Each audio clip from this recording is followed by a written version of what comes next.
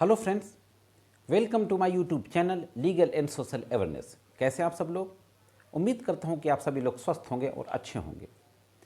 आप सभी को याद होगा कि अभी कुछ दिनों पूर्व ऑनरेबल मुंबई हाई कोर्ट की नागपुर बेंच ने पॉक्सो एक्ट के एक मामले की सुनवाई करते हुए पॉक्सो और छेड़छाड़ के मामले की अजीबोगरीब तर्क देते हुए आरोपी को बरी कर दिया था। उस फैसले के खिलाफ राष्ट्रीय महिला आयोग, अटॉर्नी जनरल ऑफ इंडिया और महाराष्ट्र स्टेट गवर्नमेंट के द्वारा ऑनरेबल सुप्रीम कोर्ट के समक्ष अपील फाइल की गई थी। उस अपील की सुनवाई ऑनरेबल सुप्रीम कोर्ट में अभी पिछले हफ्ते 3-4 दिन पहले हुई थी। 3 न्यायमूर्तियों की बेंच के द्वारा इस मामले की सुनवाई की गई, जिसमें से न्यायमूर्ति ललित उदय उमेश ललित, जस्टिस एस रविंद्र भट्ट और जस्टिस बेला एम त्रिवेदी, इन न्यायमूर्तियों के द्वारा इस मामले की सुनवाई की गई। आज के इस एपिसोड में इसी मामले के बारे में बातचीत करने जा रहा हूं।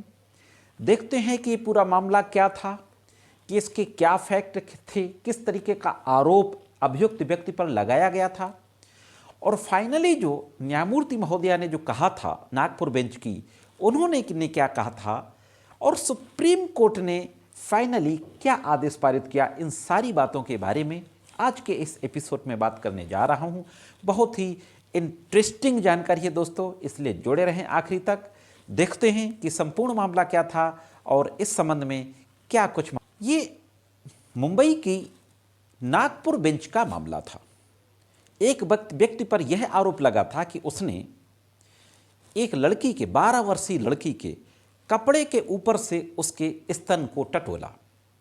न्यायमूर्ति महोदया पुष्पा गनेडीवाला ने इस मामले की सुनवाई की और उन्होंने अजीबोगरीब तर्क दिए। न्यायमूर्ति महोदया ने कहा, अपने पैरा नंबर 26 में कहा, सिंगल जज की बेंच के द्वारा यह आदेश पारित किया गया था। उन्होंने कहा कि क्या आरोपी ने कपड़े हटा करके स्तन को दबाया या उसने अपना हाथ ऊपर से डाला और उसके स्तन को दबाया। ऐसी स्थिति में जबकि कपड़ों के ऊपर से स्तन को टटोलने का आरोप है, तो यौन हमला की परिभाषा में नहीं आता है। उन्होंने कहा कि पॉक्सो एक्ट की धारा 8 को अट्रैक्ट करने के लिए, 8 के यौन अपराध को गठित होने के लिए स्किन टू स्किन का टच होना जरूरी है, त्वचा से त्वचा का स्पर्श होना जरूरी है। इस तरीके के अजीबोगरीब तर्क देते हुए आरोपी को पॉक्सो एक्ट में बरी कर दिया था और 354 IPC to outrage the modesty of women, इस अपराध में उसकी सजा को बरकरार रखा था। इस फैसले के खिलाफ जब हमारे सुप्रीम कोर्ट में अपील फाइल की गई तो अपील में सुनवाई की गई। अब देखते हैं कि ऑनरेबल सुप्रीम कोर्ट ने क्या फैसला दिया, और उससे पहले जो महत्वपूर्ण टिप्पणियां की उन पर भी एक नज़र डाल लेते हैं। दोस्तों, ये जो फैसला था ऑनरेबल सुप्रीम कोर्ट का, इसमें 2 जज ने अपना अलग फैसला लिखा और जस्टिस रविंद्र भट्ट ने अपना अलग फैसला लिखा। उदय उमेश ललित और जस्टिस बेला एम त्रिवेदी का अपना अलग फैसला था और जस्टिस एस रविंद्र भट्ट का अलग था, लेकिन दोनों जजों की सहमति से था। बेला एम त्रिवेदी जस्टिस महोदया के द्वारा फैसले के ऑपरेटिव पोर्शन को पढ़ा गया और ऑपरेटिव पोर्शन को पढ़ते हुए कहा गया कि पॉक्सो की धारा 7 के तहत स्पर्श या शारीरिक संपर्क को सीमित करना बेतुका है, अधिनियम के इरादे को नष्ट करता है जो बच्चों को यौन अपराधों से बचाने के लिए बनाया गया है। पॉक्सो अधिनियम की धारा 7 के तहत स्किन से स्किन का टच यानी स्पर्श और शारीरिक संपर्क के अभिव्यक्ति के अर्थ तक सीमित नहीं किया जा सकता, और स्किन टू स्किन टच तक सीमित करना ना सिर्फ संकीर्ण होगा बल्कि प्रावधान की बेतुकी व्याख्या भी होगी।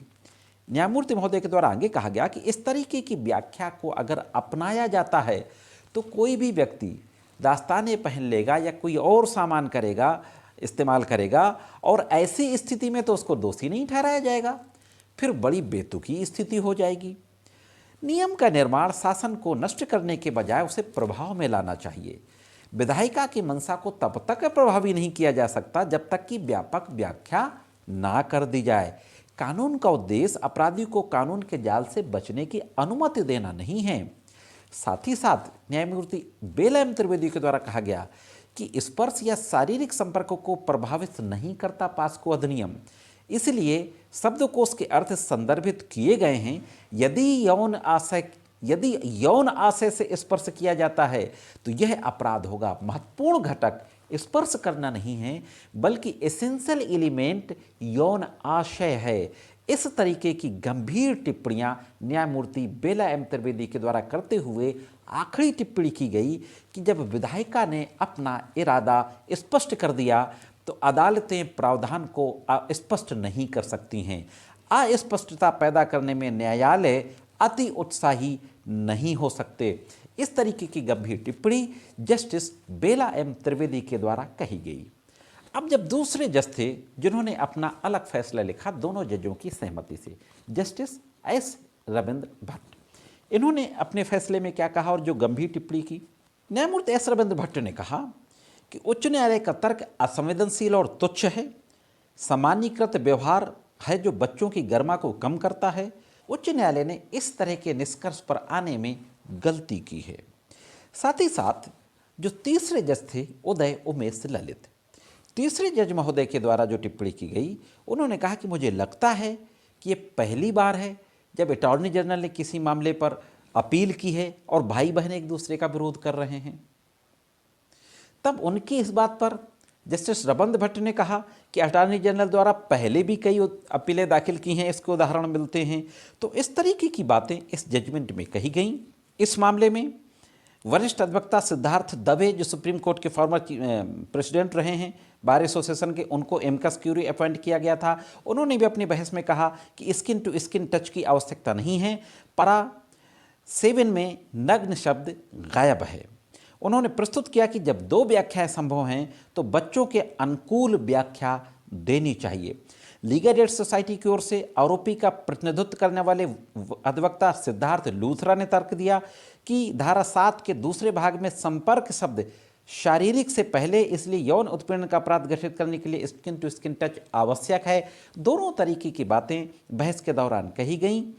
और फाइनली पहले मैं आपको एक बात यहाँ पर और बता दूं कि 27 जनवरी को तत्कालीन सीजेआई एस.ए. बोबड़े साहब की अगुवाई वाली पीठ ने पास्को एक्ट की धारा के तहत बरी होने के फैसले पर रोक लगा दी थी। इसके पहले स्टे किया जा चुका था। फाइनली सुनवाई अभी की गई है।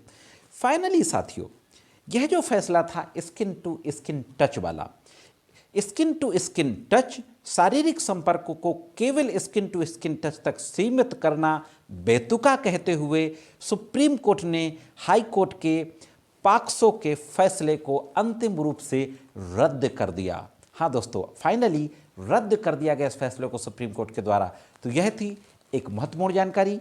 ये जानकारी कैसी लगी? अनअकैडमी एक ऐसा ऑनलाइन एजुकेशन प्लेटफॉर्म जहां पर आपको कंप्लीट पैकेज मिलता है और भीड़ से अलग दिखकर अपने जुडिशियल ऑफिसर बनने के सपने को पूरा कर सकते हैं। अनअकैडमी एक ऐसा प्लेटफॉर्म है जहां पर आपको प्लस सब्सक्रिप्शन भी मिलता है जो स्ट्रक्चर्ड कोर्स के रूप में होता है। अनअकैडमी के प्लेटफॉर्म पर जो एक्सपर्ट एजुकेटर्स होते हैं, लॉ प्रोफेशनल्स, उनके द्वारा आपकी क्लासेस ली जाती हैं।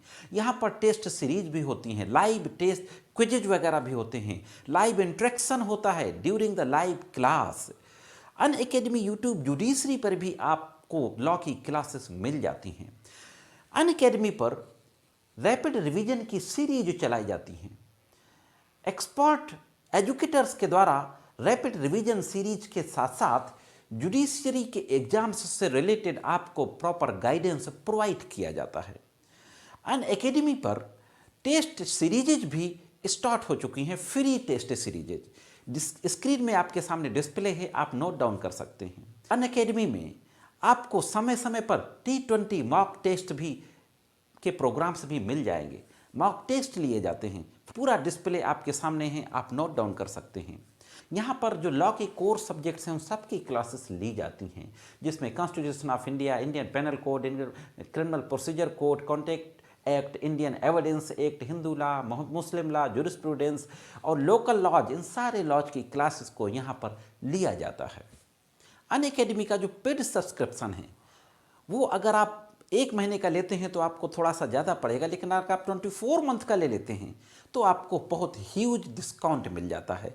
1 मंथ, 3 मंथ, 6 मंथ और 18 मंथ और 24 मंथ के सब्सक्रिप्शंस यहाँ पर अवेलेबल हैं। तो ये थी अनअकैडमी, जहाँ पर आपको कंप्लीट पैकेज मिलता है आपके जुडिशरी एग्जाम्स की प्रिपरेशन के लिए। कमेंट्स करके ज़रूर बताएं। मिलते हैं किसी अन्य वीडियो में कानून की कुछ महत्वपूर्ण जानकारियों के साथ। तब तक की कानून की अन्य जानकारियों के लिए देखते रहें लीगल एंड सोशल।